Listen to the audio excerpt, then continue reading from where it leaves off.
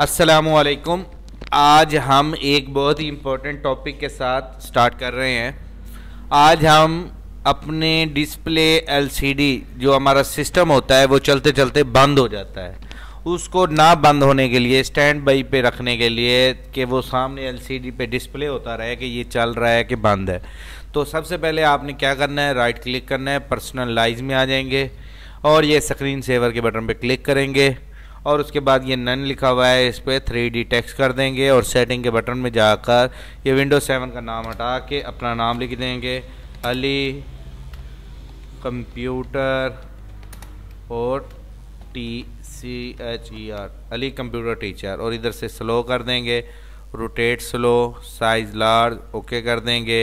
और इधर से अप्लाई, इधर से ओके,